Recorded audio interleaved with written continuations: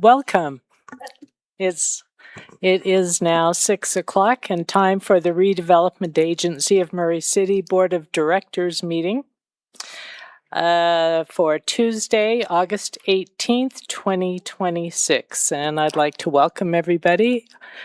All board members are present. And anyway, so we'll call this meeting to order. First of all is the approval of minutes, and there are none, so we will continue on to citizen comments. All citizen comments are limited to 3 minutes or less, and email comments will be entered into the meeting record. Now is the time for citizen comments.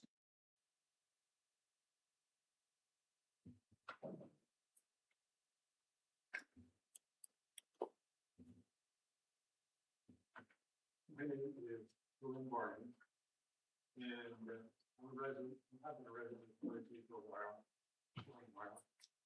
And my comment about station number 4, the potential future use of the 38 home property at 4868 South Fox Road. Glenn, I can't hear you. It's green now. There you go. Thank you. Let me start the clock all over again. My name is Dylan Barney. I've been a resident of Murray City for quite a number of years. My concerns and comments are about discussion item number 4, the potential use of the RDA-owned property at 4868 South Box Elder Street for a fire department training facility. I had some concerns about the training facility, especially after earlier this year, the fire department had a modular training unit in the parking lot not far from here, and it created quite a bit of smoke and concerns about the air quality. I also had some concerns about what the building may look like concerning the form-based code and any future development in this particular area. And after a good visit with Chief Middleman, he was able to settle some of my concerns about the smoke, indicating that based on the kind of facility that he would like to have put in, that would not pose any type of a problem.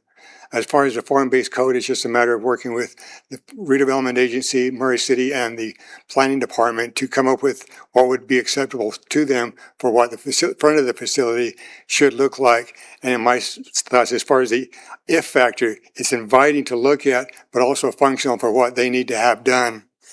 As far as development in this particular area, there's not a lot going on right now, but what development is here and is planned for the future needs to have a well-trained fire department to protect the citizens of the community and the facilities that do go in. Another reason I make comments about this to the Redevelopment Agency is much of my property tax goes to the Redevelopment Agency through the incremental funding, and I'm concerned about how that money is spent and where it is spent and what happens within the city as a concerned citizen.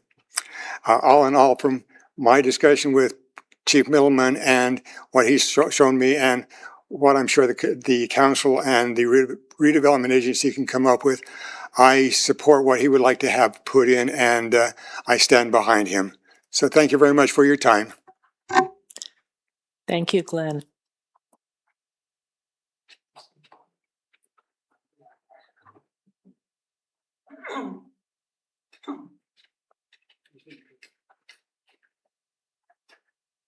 It's green, so I guess it's on. My name is Tom Robertson. I've been a citizen here for over 50 years.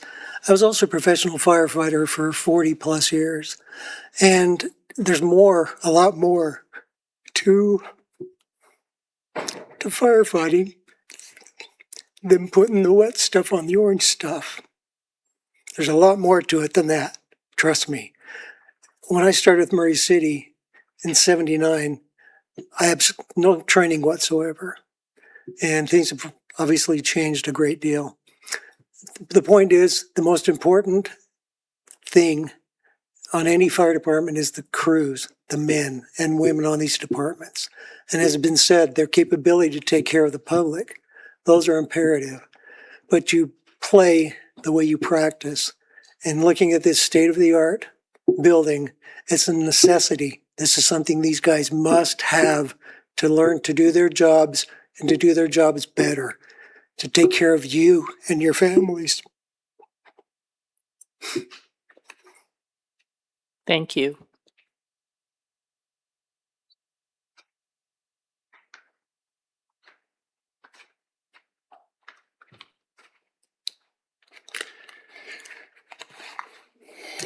Good afternoon or good evening. I'm Ross Fowkes. I'm a current resident of Murray City. Have been for, I'm 61, so that's 61 years, my entire life.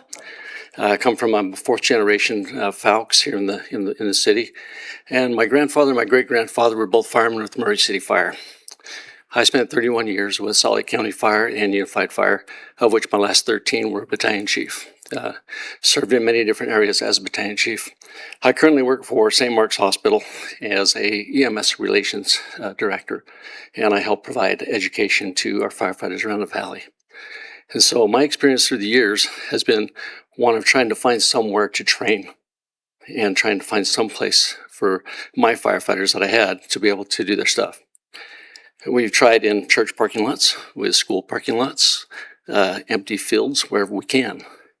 However, when you get the opportunity to have a facility like they're looking at putting in here, it is a huge increase to your training and to the life safety of your firefighters and to your citizens. There may be a little smoke, there may be a little noise once in a while, but they'll manage that. The important part here is that they will be able to respond appropriately and take care of what needs to happen. And they'll be able to train along with the other agencies around them. And this will provide some cohesiveness within the units responding together. So I'm in full support of the training facility they're looking at building. And it's a great use of the property and a great use for the firefighters going forward. Thank you for your time. Thank you.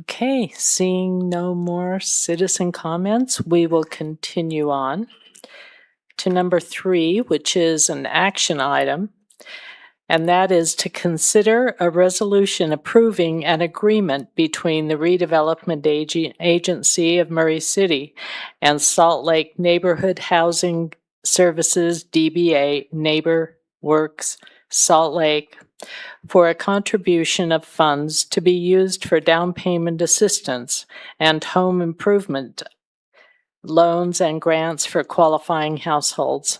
Elvon Farrell presenting. Hi, Elvon. Hi, good evening. So, as you'll remember, last month in the Committee of the Whole, we did a presentation on our partnership with NeighborWorks Salt Lake and mentioned that they are low on funds. Typically, in the recent history, on the new fiscal year, we've allocated some additional funds, so that's part of this conversation. So, just to give you some insight, this year we budgeted in the RDA budget an amount for housing funds. In Fireclay, we budgeted $400,000. In the Central Business District, approximately $146,000. So totaling approximately $546,000 for these housing projects. This is based on an estimate of the tax increment that we will be receiving for these areas and the required percentage of the TIF that needs to go to that housing allocation. Our recommendation that we have in the resolution and agreement that's in the packet is $375,000 to down payment assistance, $156,250 for the home improvement, so totaling $531,250. This would be 10 down payment assistance 10 loans for down payment assistance and 5 grants for home improvement. So it's a little bit larger than what we've done. If you remember last year, we did 400,000 about this same time last year. NeighborWorks ran out of those funds, and then in January, the board had an additional 400,000 that was allocated. So that was based on the demand for the program. So our recommendation would be that this be the only allocation this year based on and consistent with the budget. There are additional housing funds available. It would require a budget reopening, but our recommendation would be that we keep those for other projects that are unexpected. Are there any questions? Questions for Elvon? What is the balance in the RDA right now? Do you know? So for the housing fund specifically, there's 795,000 in fire clay and 1.76 million in CBD. They're in the Central Business District. If we So gave them it's- this money, what would be the RDA balance? I'm So- just curious what the RDA budget is. Yeah, so this budget is based on the amount that we are receiving, are expecting to receive for specifically housing funds. So these housing funds can't be used for anything else. So Right. that amount that I just listed, the 2.5 Yep. million, is just the housing amount, not the full RDA amount. So would that leave a balance? Yes. And what would that be? Yeah. So that would be, let me do some math. It would be about 2 million. About 2 million? Yeah. So there's plenty of funds in there. In fact, we could even give them more. Correct. Yes. Okay. But yeah, this is based on what's currently budgeted. So if we wanted to do more, it would require a budget opening. Can you remind me of how many loans that this money went to last year? Yeah, last year there were 13 down payment assistance loans Okay. and 13 home repair or home improvement Okay. grants. All right. Thanks. What are the other types of things you can do with this money that you've seen other communities do or that we've done in the past? Yeah, so it varies, right? So what we have done in the recent history, we helped with the senior project in the Fire Clay area. That was done by the Parley's Partners. And so that was low income housing for specifically senior residents. And so that was helping with the actual development of that building. Thank you. You mentioned that, there we go. You mentioned that if we did this, so is part of the reason to keep it at this amount for the year was other projects that you're considering. Do you have projects that you're working on developing, or is it just in hopes that other projects come along? So it's more just in case other projects come along. Okay. Yeah.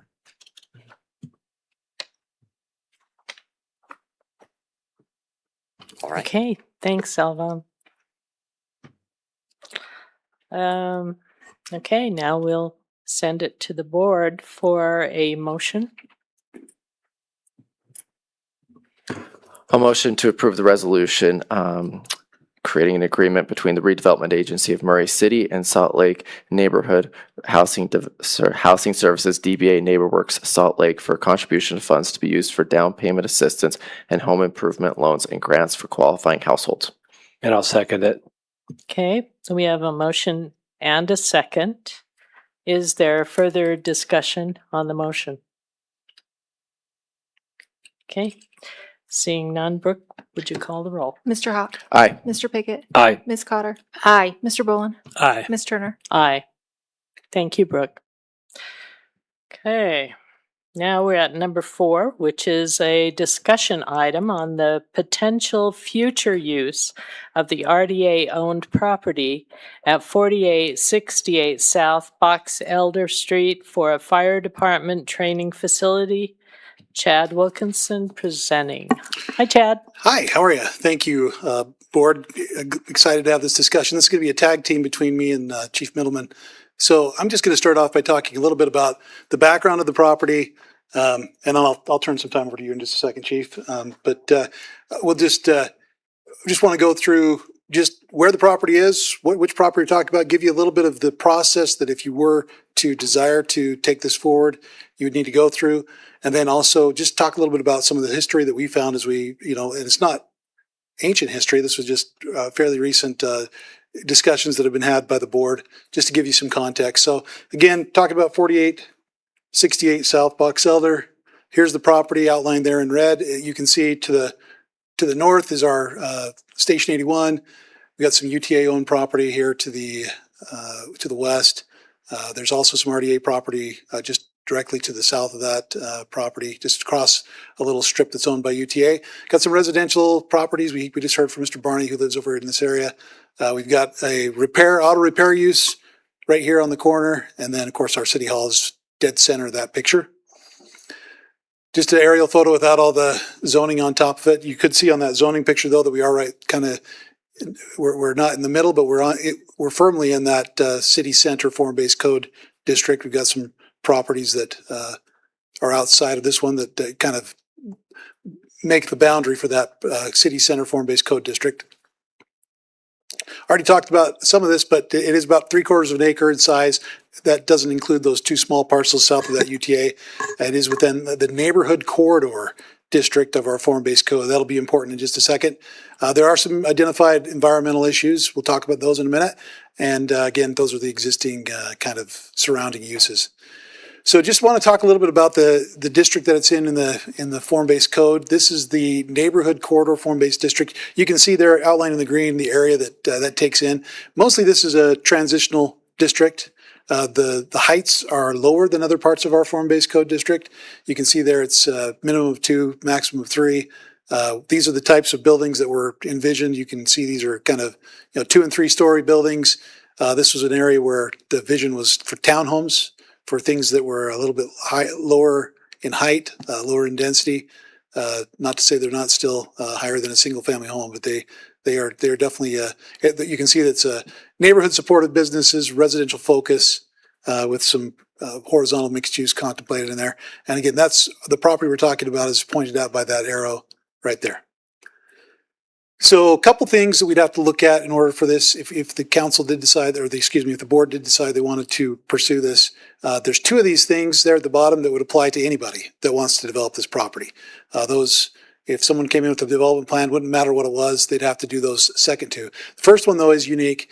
There'd be a requirement for a general plan amendment and zone change. Now we've heard a little bit about some of the codes that apply here. We've done over the last few months since you asked us to bring this forward, we've done a thorough job of looking through our form-based code. We based on the codes that are in place, we just don't think that this is the type of a facility that could be built with our existing form-based code. So what we would say is that you would need to change the general plan and your zone and change the zoning of the property. Again, that's a policy decision. That's just kind of a fact. Otherwise we'd have to do what I sometimes call torturing the code to get something like this. There's some specific standards that would make a facility like this difficult under our current form-based code zoning. The last 2 though, the remediation of environmental conditions and design to accommodate the cell tower easement, I'll talk a little bit more about. Here's where we are again, middle of the page there, almost just off to the center of the page. You can see there's other properties with that same zoning. To the direct west of that, we have our mixed use zone that's takes in a lot of that area to the west and to the south going towards the central station. There's a little sliver of MG zoning, which is our industrial zone right up there at the top. The MG zone extends from that point and goes all the way up to the northern boundary of the city, but that is where that's the closest adjacent industrial zoning there. These are some of the standards. This is a very small sliver of the standards that would apply under the form-based code for any building built there. Notably, these are buildings that have to be located very close to the street under the form-based code. They have to take up most of the frontage of the property. Some of these things would make a facility like this fairly difficult. So in order really to make this happen, you would need to contemplate a zone change, general plan amendment to fit this in. Environmental conditions, this probably doesn't come as any surprise. There are contaminated soils on site that have been identified. We haven't had this is an excerpt from an appraisal that was done back in 2023. It was indicated there was a phase 2 environmental site assessment that was done.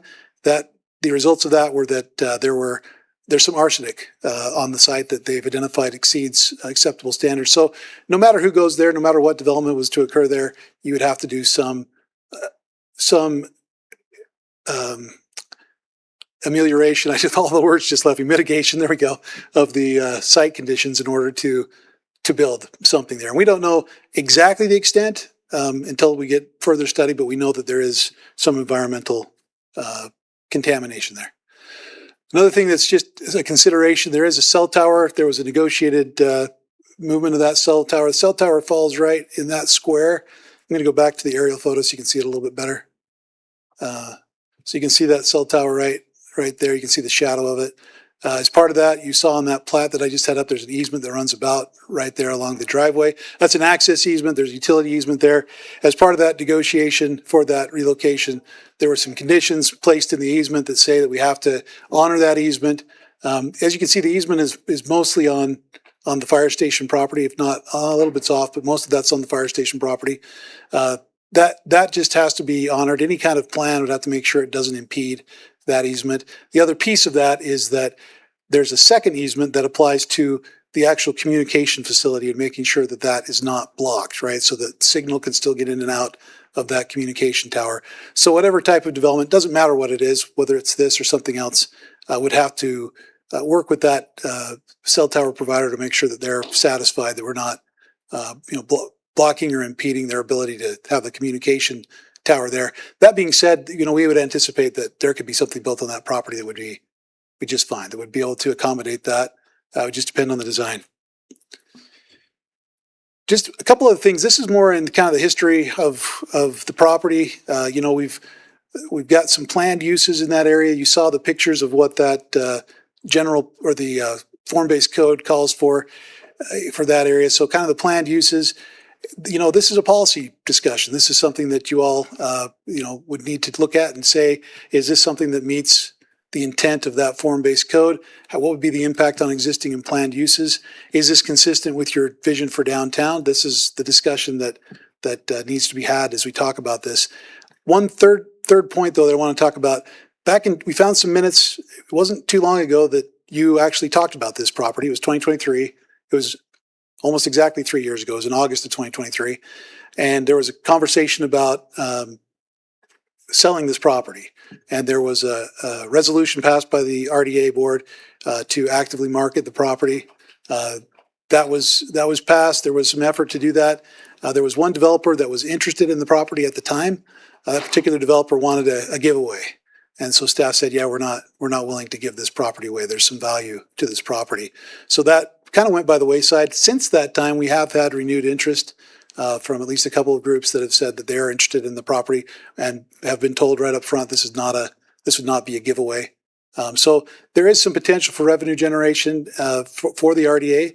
There's also, of course, ongoing revenue generation. If this was in private hands, there would be tax that would be generated by the property. So again, that's something to consider as you consider whether or not you want to put a public facility on the property or not. So I'm going to turn the remainder of our discussion time here to the chief. I know we don't have a ton of time. We don't have any more time, so we need to continue this discussion. You're not going to let Joey, who has brought all these people, take a minute? We have 5 minutes. I know you should allow him to. We have very little to say on the rest of the We items, want to so- allow him a minute, at least. I agree. Yeah, I'm part of this RDA. I totally disagree with that. However it works best. Well, You my need a minute. concern is that you're not going to get enough time that you really need. Then this And- should have been planned for an hour. Yep. Really unfair, but. Well, I am comfortable, and I know the support crowd behind me is also comfortable. If you guys would like us to come back for the sake of time, we're willing to. I'm also willing to present really quickly here and do my very best job. You just tell me which one to go on. We have 2 other discussion items, really. So that's my concern. So why aren't they postpone the 2 that you're going to do now? Let Joey take 5 minutes. Change the other 2. All I'm right. asking to. Is the board okay with that? I am. And I'm part I of want that, to hear so. this. I'm okay. IT, I'm okay if I unplug your HDMI, I assume, right? And just All go. right, Joey. We'll All right, you'll just have a start new- the council meeting a little late, so you got 5 minutes. I'm sorry, but Thank you. All right, the fire department training tower. I've just got a few little, this is an updated rendition. I think I pulled a lot of concerns out of Mr. Barney that he was great. I came up with this rendition with him about the concern about that form-based code. We could actually design a training tower that was cement built with a fascia that would actually look good downtown. You guys saw a different one with a mural on it. This actually, by AI generated, sorry Chad, I'm not a great planner, Elvon, either. But this one meets, as you can see, many of the different criteria. So we could create something that's not that far-fetched off of it because we operate off the back side, not the front side. The front side is merely just there. Here's my big thing that answers a couple of questions as I met with you guys individually. The cost for our current training system is zero, because I don't have a current training system. That's why it's zero. I don't have a training facility. We train in parking lots. We train 2 to 3 days per year in buildings scheduled for demolition. And then we attain live fire Tuesdays. That's 1 day per year per firefighter because we have a rotation. So our firefighters are currently seeing an actual structure 1 day per year per firefighter. And that's my concern of this, of course. I always have many concerns, but this is definitely top of priority for me as your fire chief, just saying we need to get, especially these young kids, they grew up in a different generation with more videos. I need to get them hands-on training, and I can't take them out of service to go out to a different training facility. It needs to be in our response area, so I keep our response up to just speed on a day-to-day. We have record number calls coming in, and so to keep them in Murray and not out of service at a different location where we could share a training tower or something like that outside of Murray, that's the struggle. Is I need an additional whole crew if I were to pull crews out of service because we're that busy, and we would have delay of calls if I were pulling a whole unit out of service to go to Magna or West Valley to actually do the proper training that we need. Future costs, UFA is now charging to use their training facility. Overtime would be a concern if I didn't do something like this within our city limits. The key thing is our response area. This one's located downtown. I realize that for visual. However, they can respond out of this location. This is a clean, cancer-free training tower that I'm proposing. It's propane burning, and it's also just they call it Excelsior, that would be in a filtered area that you wouldn't see, and that would not produce smoke. When I say no smoke, I mean I don't want our firefighters experiencing additional smoke that they already experience on regular fires. If you guys said, hey, I don't like the smell of it, I did something wrong and I'm not keeping my promise now. We need a clean facility. The firefighters in the back, that both work at Murray and other locations, they're on 100% in agreement with me. We have a firefighter right now with lung cancer. I'm done with that stuff. I need something to physically get these guys to at least reduce that number. So location ideas, Box Elder Street, another one, Public Works, another one over at 4100 South. 4100 South area, yeah, it's there. It's still by homes, so it doesn't negate anything else, and I would still do a cancer-free facility, but that is $4 million. I'm trying to skip ahead a little bit of what we've talked about. To be able to build something off-site. We don't have the money that I see, but I know you guys see many other different parts of the budget that I'm not looking at.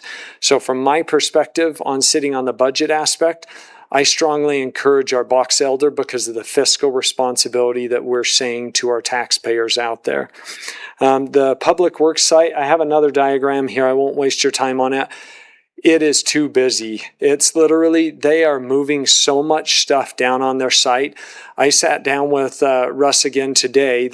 I think he's sick and tired of me, both talking on other stuff and this, but that is taking up their space, which serves you guys in many other areas, is the short idea for that. This is your site. You already hit that. This is the other property that I found that was an open lot over on 4170. Logistically, it's just way more expensive. And that site for both 82 and 83, they will be out of service.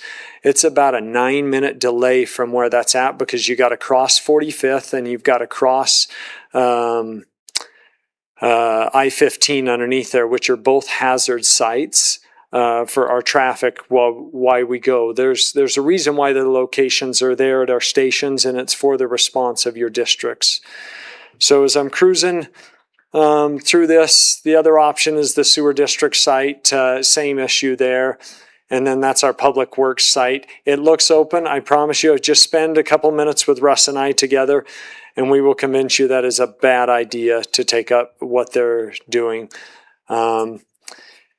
There's the one rendition that I really dig the mural, but I know you guys don't all dig the mural. So I'll lay past the mural. I just like, I don't know, I'm a geek. There's the real one that I proposed up in front of you. It's actually way cooler and more functional than the other one with the mural, but I still like the mural. All right, these are the ones that you guys probably pictured in your minds. I've went away from that because I need to make it functional for downtown. I can't put this downtown and then have anybody be happy. So I'll cruise over that. You guys have seen those. And then tax generation, if you put townhomes there, you generate somewhere. I ran this by Brenda. I'm in the ballpark. But if you put 7 townhomes there, you create $2,700 revenue in property tax. You put a business there, $4,000. You put 18 townhomes there. I don't think Mr. Barney will be your friends anymore. Sorry, I'm putting words in your mouth. And if we went to another site that was 2 acres, you're going to lose $11,000 property tax by me going to either of those other 2 sites that I proposed. The only one that doesn't have a property loss is the public works, but we talked about that. My RDA owned property here, if you guys funded all of it, that's $1 million cost. There's no way. If you guys gave me $1 million here, I'd say, thank you. Let me go, I will get the building built, and then I'll give you money left over like we did with the tower. But the public works site, I need a training facility. That's at least a $2 million endeavor. I shouldn't say at least. That is a $2 million endeavor. I'd come back with money for you. If we go off-site, that $4 million, I don't know if I could do it for $4 million off-site, because the property costs, now you're getting into real estate. And I just don't know. I don't have a whole lot of faith. I think I will be long retired before we get that money, to be honest with you. My suggestion is pretty simple. As your fire chief, I propose that you guys consider this, talk amongst it with each other, and that we utilize that Box Elder Street for the use of the fire department training tower. We support the needs for that carcinogen-free and smoke fire department training tower. And then we work with the CED and the city council, which is you guys, to appropriate the downtown area and find a good looking structure that doesn't deter away from people. I want the downtown just like you guys want the downtown. This actually, I really picture this as an attraction. I am a geek, I get that, but I do think there's a lot of other geeks that come by our fire station and look at yellow fire trucks, and they are the fastest around and the most responsible. But thanks. I respect your decision. There's my geeky son, and that's Miles. He's not quite that age, but that was in his CERT training at the age of 6. So unless you guys have questions, I'll cut it. Sorry if I took. I just want to say, I don't have a question, but this piece of property, I've lived here since '85. That piece of property has had nothing. Unless I'm wrong, please correct me. But because there's nothing there on there, and I know of one real estate agent or real estate developer said, come and clean it up for us because of the tailings. You are, from what I understand with our meeting, you are just going to top it. I've talked with Terracon, the folks that did that study, and that is what he said. He said, I want to get you a proper report, but by just overview talking, your free version is You can cap it. Yeah. If I removed any soil to put a foundation on a structure, I would have to appropriately discard of that soil if it left the property. Other than that, I can cap it, Yeah. being that we're not living on it. If there was a fire station on it, different thing. Townhomes, it gets really expensive. Office is medium expensive. That's the 30-second version. And if from someone Terracom. wanted this piece of property, it's been sitting there for tons of years. And if they really wanted it, they would have come and gotten it. The other thing that I didn't mention, the property behind it, we've worked a gentleman's agreement just over the phone that UTA would allow us to utilize the property that slopes down, and then that would allow me the proper access. That's why I could front load the building onto that site, which I'm like, that's a genius idea because I make the backside concrete that can be durable. The front side, we don't train on that front beautiful side. So, and that brings in the community a little bit. So that's my proposal for you. You guys had a lot of great questions as I met with you guys. And yes, Chief, how often do you see yourself using that facility per month? 3 times per week. Three times per week. 3 I times per want my week. battalion chiefs that are in the back there, bringing one crew down there every single week and doing some sort of a drill with them. That cycles through whether they're doing ladders. So we now have a 40-foot ladder that meets the updated building codes that's allow these huge townhomes that are 3 stories high. To throw that ladder, when I went out to throw our new ladder, that is constant sets and reps. Okay. And that's what they wouldn't always be flowing water. They wouldn't know it would have its own water retention basin. There's no electrical in this building. There's very minimal stuff that way. It is a concrete structure with some add-ons. I have to work with Thomas Butts, our building official, this doesn't fit in a box inside the IBC. So Do you foresee renting this facility to other fire departments and other municipalities? I am comfortable going with whatever the city council would like to do on that, whether we rented it. We do Live Fire Tuesdays. We would host our Live Fire Tuesdays for free because that's our group within the Salt Lake Valley Fire Alliance. If other people wanted to use it, where UFA is starting to charge, Sandy and the part, they have Connex boxes. They don't charge. West Valley doesn't charge. I got to come to you guys with, do I foresee it? If you guys want to generate some revenue, what would I foresee it generate? I don't have a clue. We'll see what UFA generates off of their $800 an hour for burning that they have. I don't think they're going to have a lot of takers. I see this as a family unit. I think everyone takes care of everybody, the fire departments in all the different cities in the Salt Lake County area. It's kind of like, hey, we'll take care of you. You come over here. You come over. We'll go to yours. I don't think I want to make money off of this. I want this to be a project that can help everyone in the Salt Lake County and beyond. I don't feel like we should be making money off of this, but that's my viewpoint. This may be something that you guys have in a side discussion with you guys is we do rely upon each other valley-wide. The Union Park fire with that apartment is such a great example. Our Wagon Master fire is another great example. We utilize and we work. When Fowkes is in here, when Tom Roberson is in here, Fowkes, Chief Roberson, they are friends. They might as well have worked for Murray because that's how close we are with them. And that's why they actually... I didn't talk with those 2 individuals. They were like, yes, we want to come and support the fire training. There's 3 other guys, that Mike Mascherino up on the east side. And anyhow, yeah. And the county is a stakeholder in the RDA, right? I mean, where we're deferring their property taxes as well. So, I mean. Yeah, I'm confused on. So I'm just saying that, like, there's other stakeholders in the RDA. For redevelopment, you're saying? I mean, sorry. I will table that as everyone else looks confused. So I must be saying. I'm always confused, Clark. Well, most important question is, where are people going to park for the pancake breakfast if we take away our parking lot? I think we could say that about a lot of things.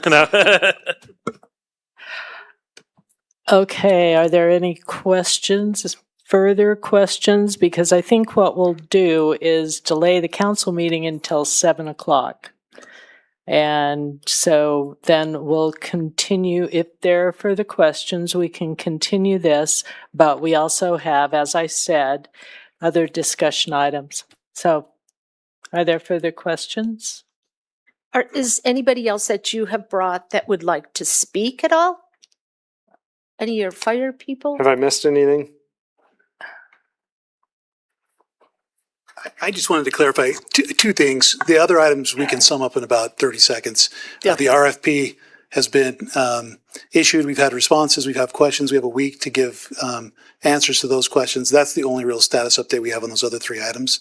So that can be a fairly quick discussion. The other thing I wanted to mention, there's no decision required tonight. This is a discussion only. Mhm. If you want to give direction for us to bring back what would be required is for you to vote at a future meeting to start this process of, we talked about zone changes and general plan amendments, those things that would need to be done to facilitate this. So that's what next steps would be. Again, no decision required tonight. Just want to have a good discussion. If we can answer questions, happy to do it. Just thank you for allowing me time to meet. I'm sure they appreciated it as well. And I would love to meet with you guys. And yes, I owe you dinner or something for delaying out. So I will take All of care of you. us? Thank you. Yes, I will. So Is there Jennifer, anybody- that's totally inappropriate. And Jennifer's giving me the sign that I can't say that. And I just said that. Copy that. That's how I was raised. I delay something, I owe you dinner. That's how it happens. Chief, is there anybody else that needs to come up and speak at all? I don't think so. I think we're good. I thought about calling up, actually, how about this? That's Alex in the back corner. He doesn't want to come up and speak, but that's our newest firefighter that started yesterday. So Yeah, how welcome. about that for an ending? Welcome. All right. AKA Leo. He doesn't want me to say that though. All right. So now we are at discussion item number 4, which is potential future use of the RDA owned. Oh no, we just did that. Sorry. We're at 5, which is an update on future RDA project areas. Chad. As mentioned, these are items that the board asked us to bring back, put on the agenda regularly. If there were updates, there's no updates on that particular item. Okay. All right. Any questions for Chad on that? Okay. Number 6, update on Murray Chapel property renovation. Yeah, we've received the design drawings. We've reviewed those. This is the second round of design drawings. This is conceptual review. We've reviewed those, given comments back to the architect that's working for the chapel folks. And so now we're waiting for their response to those comments. Okay. Number 7, update on the old City Hall site. I think that's you, Alban, is that? Chad just gave the update, really. The RFP is live, and we had an initial Q&A period where they could submit questions. We will respond to those questions. Just for your information, the submission deadline is September 24th for those proposals. I'm sorry, what did you say the submission? September 24th. For the actual proposals themselves, not the questions. That's already passed. Okay. Are there any questions on that? Thank you. All right. Now, the last one is board member requests for future agenda items. Are there any future agenda items that the board is? Yeah, I would like to bring back number 4, discussion item, potential future use of the RDA owned property at 4868 South Box Elder Street for a fire department training facility. And also, like Councilmember Pickett has requested, bring back the update on future RDA projects, update on the Murray Chapel, and update on Old City Hall. Okay. Got that? All right, now I have a question for the board. Do you want to take a break or do you want to just go right into the council meeting? Let's go right into the council. I'm Council. good. Are you good with that? Okay. We are adjourned.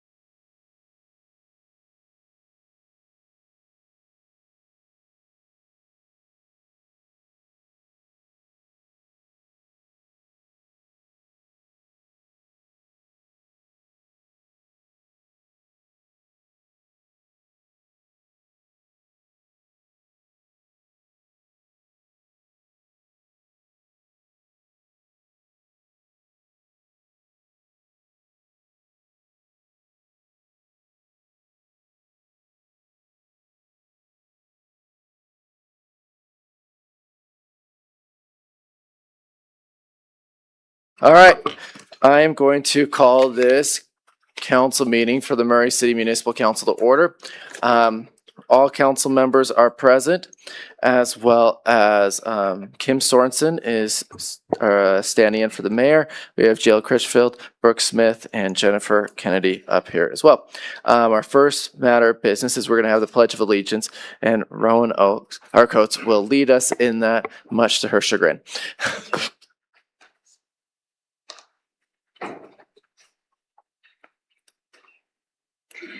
I pledge allegiance to the flag of the United States of America and to the republic for which it stands, one nation, under God, indivisible, with liberty and justice for all.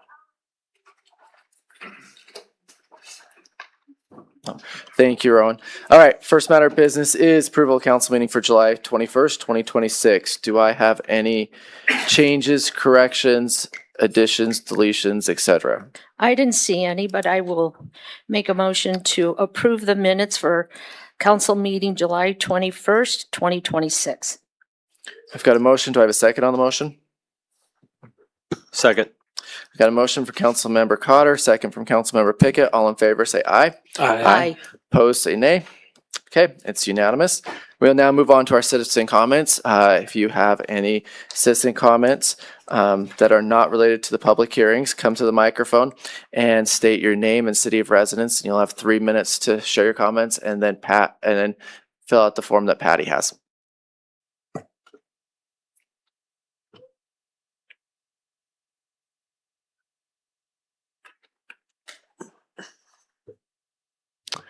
Okay, seeing no public comments or citizen comments, I will close the citizen comment portion, and we'll move into special recognition, which is our recognition of our Murray City Employee of the Month, Justin Lord, for the Building Division Inspector 3. Myself, Thomas Butts, and Chad Wilkinson will present. Okay, I'm going to have Justin come on up here with Thomas. We'll wait for Councillor Hawk to get here. I'm really excited about this. I've been giving Justin a hard time about giving him a hard time right here in this public stage, but I'm actually not going to. I'm going to say nice things about Justin because he deserves them. So this is something that I've thought about a lot in terms of public service.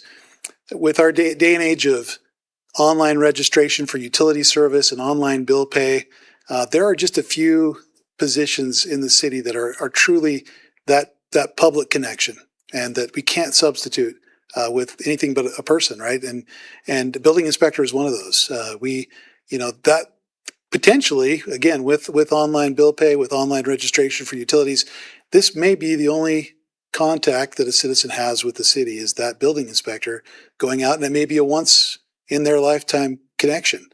So it's so vitally important to have good people that care about their job, that care about the codes, but that also are able to deliver those important code standards in a way that is polite and respectful, and that shows the citizens that we do care genuinely about them. And all of that is what Justin does every day. He does a great job. He has some significant private sector experience that gives him the ability also to relate well with developers and builders. And that being said, he also it's vitally important to him. He and I have talked about this several times, that we meet those important safety codes. This is a vitally important function of our city, that people are safe, and that they can rest assured that their home is well built and safe. So I'm just very, very happy today. I'm going to turn a little bit of time over to Thomas to add his 2 cents, but I'm very, very happy to again nominate Justin as our Employee of the Month. Thank you. Yeah, I just want to reiterate kind of a lot of what Chad said.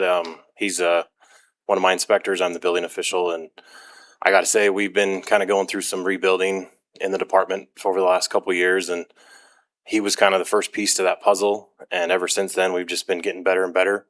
And I can't emphasize enough how much he kind of came on, learned quickly. It's like kind of like drinking through a fire hose those first year, and he really stepped up and did a really good job. And now he's the one kind of doing some training and with some of our newer inspectors, and we just have a really, really solid, good group. And Justin was kind of the first piece to that. And like Chad said, I think it's really difficult sometimes when we go out and have to give not always the best news to individuals on things, but he's always been able to do it, and they're usually laughing by the time they leave, because he just has a good rapport with people, and so I just really enjoy having him on our team. He really makes the department better, and it's well deserved for sure. Thank you. You're very welcome. I don't know what I really can add, because they said everything I was thinking. Like, this is a really important job in the city and easily overlooked, but it's not. I'm sure you deal with a lot of grumpy people, and you handle it, right?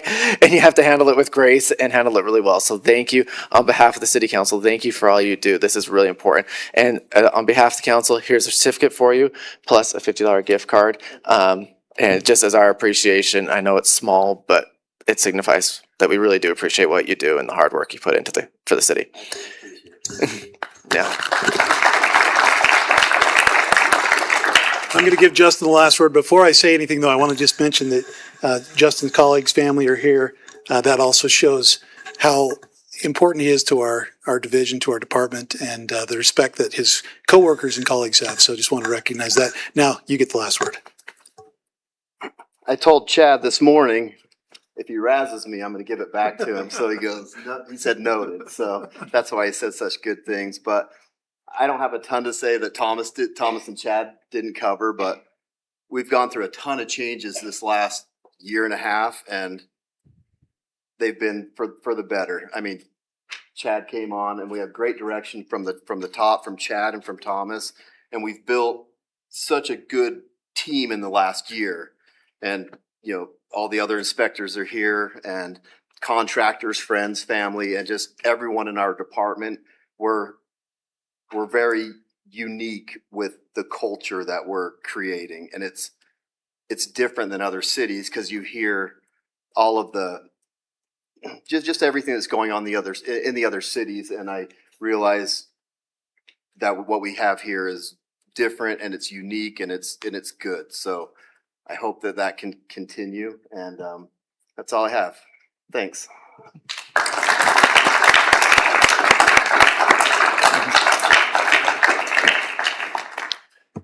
Thank you, Justin. All right, with that, we'll move on to the consent agenda, and we have Kim Sorensen presenting.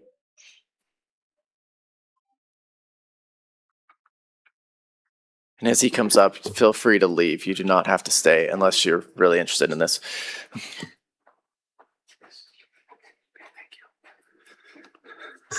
Thank you, Adam. We have 3 citizens that we bring to you tonight for consent to serve on citizen advisory boards. You have all 3 of their resumes. All 3 of them are very well qualified. With your permission, I'll do the 2 arts advisory members and then the planning commission. Okay. So we'd like you to consider Cassidy Lewis and Kate Woolsey to the Arts Advisory Board for a term of from August 26 through August 29, and neither of them are here tonight. Okay. Any questions about those 2 from the council? Okay, then I'll entertain a motion on those 2. I'll make a motion that we approve the appointment of Cassidy Lewis and Kate Woolsey to the Arts Advisory Board. Okay, motion for Councilmember Pickett. Do I have a second? I'll second. Motion for Councilmember Pickett, second for Councilmember Boland. Brooke, will you call the roll? Mr. Pickett? Aye. Ms. Cotter? Aye. Mr. Boland? Aye. Ms. Turner? Aye. Mr. Hawk? Aye. And it passes 5-0. Okay, And the last thank you. And then the third one is to consider confirmation of the mayor's appointment of Andy Holka to the Planning Commission for a term from August 2026 through August 2028. And Andy is here if he'd like to stand. Thank you. I'll make a motion to confirm the mayor's appointment of Andy Holka to the Planning Commission for a term of August 2026 through January 2028. I second it.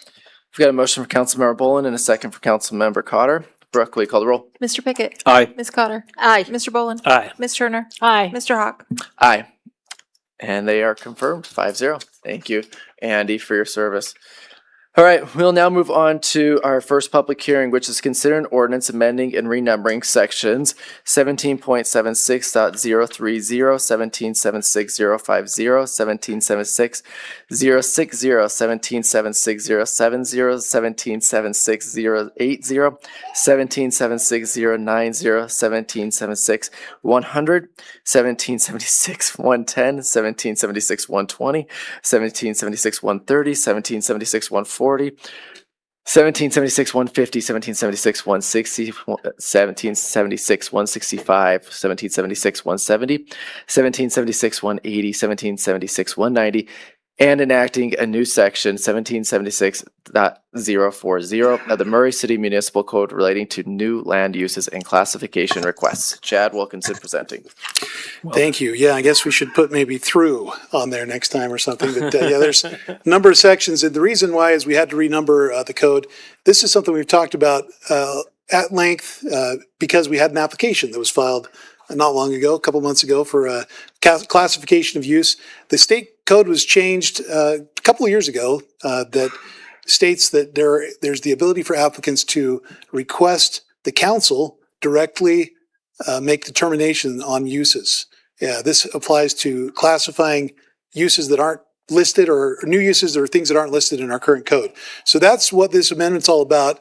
The idea is that we're changing the code to provide a formal legislative pathway for people to go through to obtain that interpretation.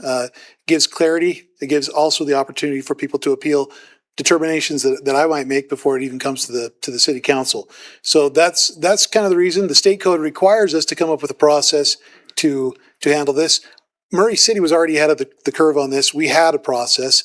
So we saw this as an opportunity to refine that process, to tweak it a little bit to make it compliant with state code. I say that because the state adopted this 2 years ago and then changed it this year they made some modifications. So we wanted to address those modifications. But we have had for many, many years a process for people to get interpretations of uses that weren't listed specifically in our code.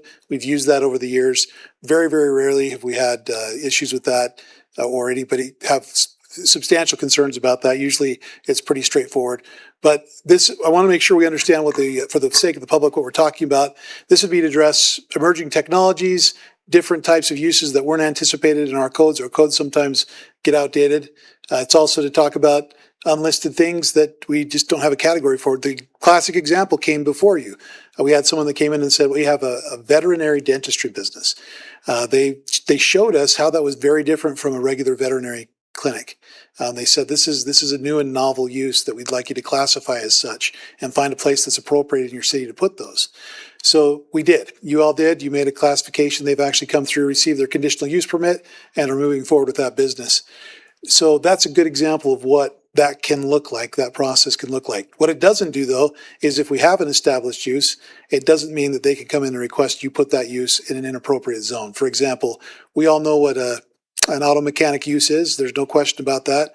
It does not give someone the ability to come in and say, well, you don't allow that auto mechanic use in your residential zoning, but I think it's a new use, so I'd like to put it in there. That doesn't allow that. You still have to go through the right process, which would be a code amendment, a text amendment in order for that to go forward.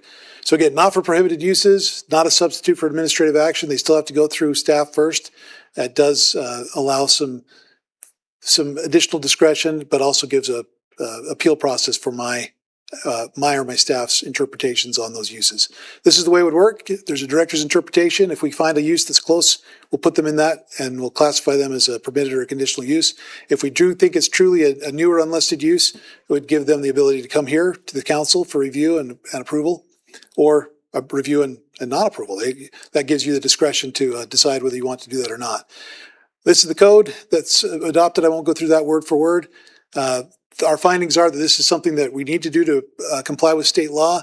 It does support that, we have a changing world and we do need to have flexibility in the code. And again, this gives that transparent process for that classification. So Planning Commission did look at this and review it, and they're recommending approval of this amendment to the code. Happy to answer any questions. Does council have any questions? Okay. I don't have any questions, but I just don't like the idea of the planning commission not being involved in this. It's just another hand that the state is entering into the cities. We have to follow the state, that's fine. But like Commissioner Pearson made a comment in his meeting, it's just another hand that they're getting into the city's business. I just don't like that idea of the planning commission not being involved with this, so. Yeah, agreed. Okay. Thanks, Jeff. Thanks. All right, this is a public hearing, so I'll open it up for public comment. If anybody would like to speak on this matter, you can come to the microphone, state your name and city of residence, and you'll have 3 minutes to speak, and then fill out the form that Patty has.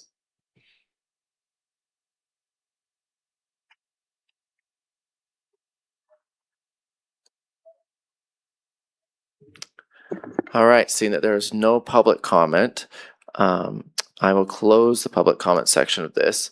And before I send it to the council for a motion, GL, I have a point of order. Can we just say as listed for all of the numbers? Okay, thank you. All right, do I have anybody have any questions or comments before I entertain a motion? Okay, then I will entertain a motion. I will make the motion to adopt the ordinance amending and renumbering sections as stated. I'll second. We've got a motion from Councilmember Turner and a second from Councilmember Pickett. Brooke, will you call the roll? Mr. Pickett? Aye. Ms. Cotter? Aye. Mr. Boland? Aye. Mrs. Turner? Aye. Mr. Hawk? Aye. And with it, it passes 5-0. So we'll now move on to our first business item, which is consider a resolution adopting the Murray City 2026 Storm Drainage Master Plan update. We have Travis Neely and Josh Hill presenting.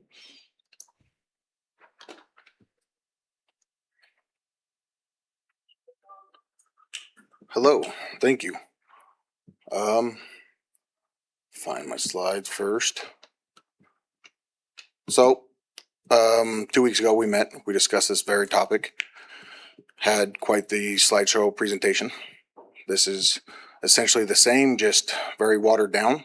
So as we go along, if you have questions anything you'd like me to talk and elaborate on a little bit deeper, by all means, please let me know. As it states, our storm drain master plan, we haven't had one since 2019. This master plan, storm drain, it's a stormwater, public works, heavy influence on our in-house engineering, and then we had our outsourced engineering program, Hanson Allen and Luce. Cason Church, he did the presentation. Him and Travis are really the brains behind this, so credit to them. The scope, just to kind of recap, the reason of this, they intend to find the issues in our system, find out our deficiencies, our weaknesses, and our strengths, what's functioning well, and what we can improve on. Then it also helps us to model financially what it's going to cost to make those improvements as needed. The previous master plan, like I said, 19, 5 of those 6 major top priorities we achieved. The 6th is actually under construction as we speak. It's the 9th East Storm Drain Line. They function well. They brought great improvements to our system, and it's really improved the model for this round. On this one, I brought up the top 5. These are the big 5 that we aim to achieve in the next 5 years. Shamrock, all these issues are known issues. We respond to them on major weather events. We have a deficiency. We know of it. These are what we really intend to get handled. This is the full chart. You guys had it in your packets. It prioritizes based off of immediate need, and that's 0 to 5 year, a 5 to 10 year, and then 10 years and beyond. As you can see, it's quite the list. Really, it's as extensive as it looks. A lot of these will change. We can do one project and it can change 3 or 4 other projects down the line. So as you knock off those top 5, this list could actually shrink just doing those top 5 projects. So, and lastly, kind of the engineering cost estimates of what it's going to cost to achieve these projects. As I said, our 0 to 5 year, we're looking at about 3.1 million. That is given the fact that our engineers do a great job of getting us grant monies, state and federal funding to handle some of these big projects. So that is taking that into account on several of them. The rest we will fund in-house. So I'll leave it up to you guys if you have any questions or anything you'd like me to clear up from the last presentation. Any questions from the council? I have none. Okay. Thanks, Josh. Thank you. Then with that, I will entertain a motion. I move to approve the adopting the Murray City 2026 Storm Drainage Master Plan update. I'll second. We've got a motion from Councilmember Cotter and a second from Councilmember Pickett. Brooke, will you call the roll? Mr. Pickett? Aye. Ms. Cotter? Aye. Mr. Boland? Aye. Ms. Turner? Aye. Mr. Hawk? Aye. And with that, the master plan is approved 5-0. We'll now move into, we'll take 2 through 4 and let GL present on all 3 topics, and then we'll vote on them separately. So, thank you. Yeah. This is a result of a change in state law that deals with interim vacancies in the council and an interim vacancy with the mayor. And what they did was they essentially clarified that if there's enough time remaining in a position that's been vacated, that person will have to run for office sooner than just writing out the entire thing. So if it's like a 3.5 years are left, they're gonna have to run for a 2-year term. That's how it changes the council, changes the mayor that way as well. But in addition to that, in our code we had, and state law used to say that if there's an interim vacancy with the mayor, that the council chair immediately becomes the interim mayor until the council chooses a resident within 30 days. it now just says, which is, I'm not quite sure why they changed it, but instead of the council chair becoming automatically interim mayor, the council has to choose a council member to be that interim mayor. So it's probably going to be about a 29 to 20 day term before they choose somebody else. And then finally, we also have our council rules that match our code. I noticed one thing I would appreciate. So I've got in there what happens with the mayor, but I want to mirror the timing, whatever's left with the council. So if you'll ask me to, I can put that in there, and then I can send that around. If you have any questions, we can put it back on the agenda. But it's just going to say the same thing that the code says with, if there's at least 2 years left and it's by a certain deadline, then there's a runoff, there'll be an election. Questions? Don't love that rule, but Yeah. I understand why. You don't, do you? Question. So you said 20 to 29 days where we might not have a mayor? Technically, if the vacancy occurs less than 2.5 years, 2 years and 5 months, you could serve out that 2 years and 5 months. But before then, you're going to have to, it'd have to be an election. But with the mayor rule, you were saying there would be a time period where we would not have a mayor before we could choose one? Yeah, so you'd call an emergency meeting if the mayor, let's put it this way, if it was not death that you didn't know about, it was sudden, then you'd have time to do this. So if the mayor was going to resign, for example, then you could time it so that it was put in at the time of his resignation. If there was a death, you would put together a meeting as soon as you could. And my point is, an emergency meeting could be as quickly as 24 hours. The way government works, it could be longer than 24 hours. So it's just a matter of when you can get together to choose that council member to act as the mayor. It just seemed to make a lot more sense to have the council chair automatically step into that spot. Are there any things that only the mayor could do that would cause a problem, like potentially in those 24 hours? So I wouldn't, unless you had an emergency, I wouldn't think so. We do have a temporary mayor executive order, but you would probably, there's that 30 days would be important. You've got agreements and things that have to keep moving through. And I think it would just give the residents some assurance that the city is being watched over. Okay. But if it was an emergency and that's what caused the death, then there's some things that we would be left in the lurch on. I can't hear you. Like if it was an emergency that caused a death, would that be something we'd be left in the lurch on, or? No, you'd put together a council meeting. Okay. And you'd immediately choose someone to step in. Okay. Yeah. Any other questions from the council? Okay. Then we'll take each item separately and vote on them. So we'll take on the first one, which is subsection 20470A. Do I have a motion on that? Yeah, I have a motion that we update section 2.04.070 related to midterm vacancies. I have a motion from Councilmember Pickett. Do I have a second on the motion? I second it. Okay, motion from Councilmember Pickett, second from Councilmember Cotter. Brooke, will you call the roll? Mr. Pickett? Aye. Ms. Cotter? Aye. Mr. Boland? Aye. Ms. Turner? Aye. Mr. Hawk? Aye. That ordinance passes 5-0. We'll now move on to the third agenda item, which is section 208030. Do I have a motion on that? I move to approve the ordinance amending section 2.08.030 of the Murray City Municipal Code to conform to the state law relating to the appointment of an interim mayor in the event of a midterm vacancy in the office of mayor. I'll second. Got a motion from Councilmember Cotter and a second from Councilmember Boland. Brooke? Mr. Pickett? Aye. Ms. Cotter? Aye. Mr. Boland? Aye. Ms. Turner? Aye. Mr. Hawk? Aye. That also passes 5-0. And now we move on to the resolution amending our council policies and procedures. Do I have a motion on that?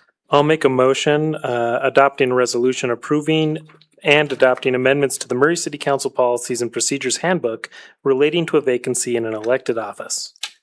Could we add to that to add the amendment to the city council in terms of timing? Say So that. if you look at your code or the rule, Mhm. it talks about the mayor, that if there's vacancy occurs a certain time, there'd be an election. That needs to be in the city council as well, just that language. Okay, so we need to put that in the With that motion. amendment, yeah. How- So all you do is same motion. Yeah. Adding to that an amendment that includes that, 2.5 year language with the city council. I'll know what you mean. So make the motion, and then at the end say, with an amendment that adds the 2.5 year language. Okay. I make a motion that we adopt a resolution approving and adopting amendments to the Murray City Council Policies and Procedures Handbook relating to a vacancy in an elected office, adding an amendment including language regarding the 2.5 year time period. Perfect. I'll second. Okay, got a motion from Councilmember Bolin and a second from Councilmember Turner. Brooke, will you call the roll? Mr. Pickett? Aye. Ms. Cotter? Aye. Mr. Bolin? Aye. Ms. Turner? Aye. Mr. Hawk? Aye. And that passes 5-0. We'll now go into the mayor's report and questions. Kim Sorensen. Okay, thank you, Council Member Hawk. So just before I begin, you notice the mayor left. He had a family event that he needed to attend, so excuse him. I just have two upcoming events that I want to make you aware of and invite you to. The first one is the city's public safety fair that'll be held in Murray Park between the park office and the park center on Monday, August 26th from 6 p.m. to 8:30 p.m. This is an event where you can meet our police officers, our firefighters. We have emergency vehicles that you can look at up close, live demonstration, food trucks, and a lot of family fun. Second event is Murray City's Public Power Day, and that event is on September 10th, and that is held in Pavilion 5 in Murray Park, and it will be from 4 p.m. to 6:30 p.m. Again, there's different activities and fun and safety demonstration, and if you need an incentive to attend, we do have free J-Dogs. So with that, that's the mayor's report unless you have questions. I just got an update from Chief Burnett. That safety fair with the fire and the police is August 31st. Okay, well, we'll make a note that it's Monday, August 23rd? No, 31st. I'm not sure where we got my date from. Thank you, Chief Burnett. Maybe so. All right. Thanks, Pam. All right. Thank you, Kim. And with that, we are adjourned.